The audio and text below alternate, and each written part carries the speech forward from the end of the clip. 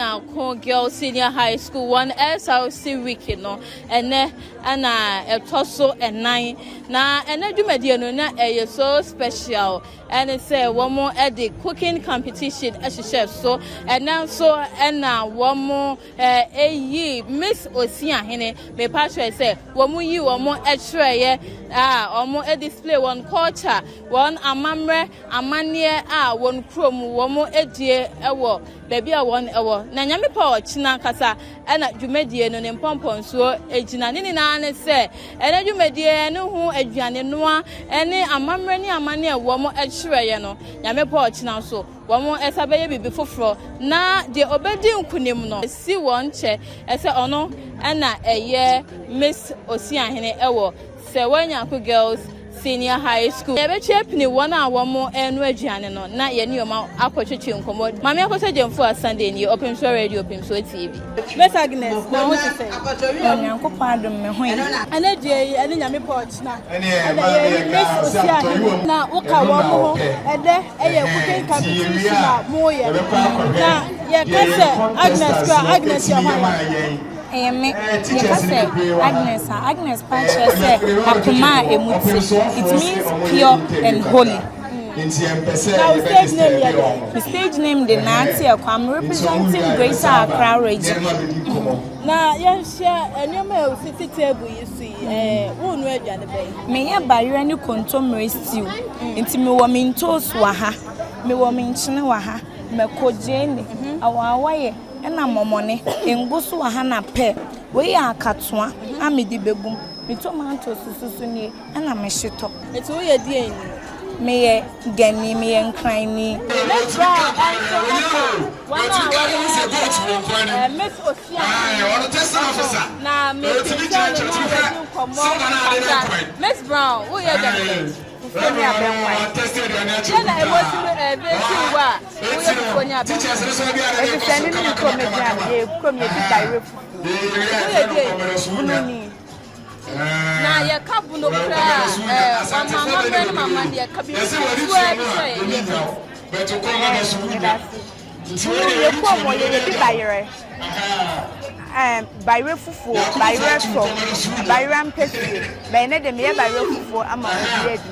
Ana bunu ya sa any from ye ni ji ya sa ho ankasa ya ankasa ye ni ji ye ho se ye abunu fo na ene aduane a wo ye diane de na wo de ka ho a ebe ma na ye so special ana se bunu fo aduane me nkwan ya mi ye ni mo ne kakra ana me de awa ye atum ana me de kotoje papa eye nkwan science for na no ba yi project precious and so e wa hanum se ya ono no e kuku banku ene increment stew ama na ho ye me do na so nyanko pa na o stage name ye dey ama free papa bi wo kan wona wa mo pe Miss Osiahene Miss Osiahene rather okay na dey na wo dey ye wo banku si ame ye banku ni nkuma froy si ame wo me no ame nkuma ne me nya ado ano na me banku nsu ne siso e di kan no ame nam no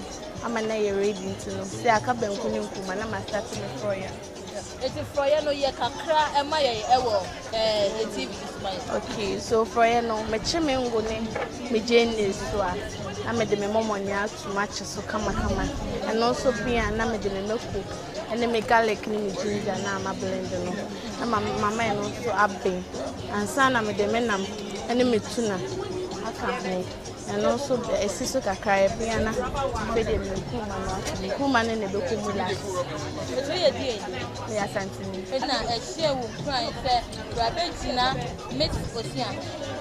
So one thing about why I want to become the next Miss Osiahene is that I believe true beauty is shown leadership and self impact.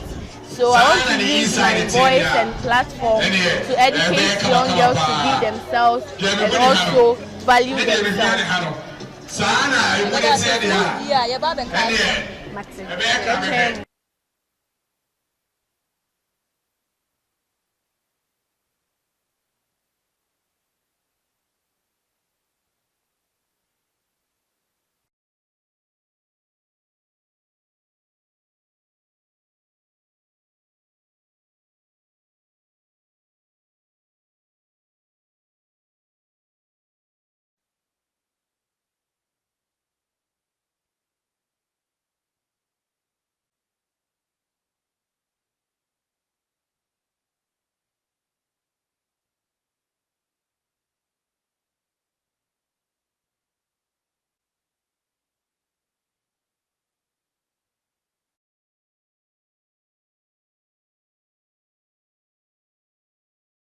cooking competition.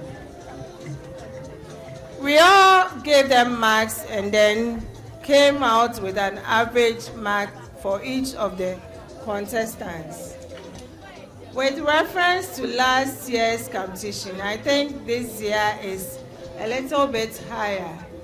Ejanena akone nimchen last year. This year they didn't come up.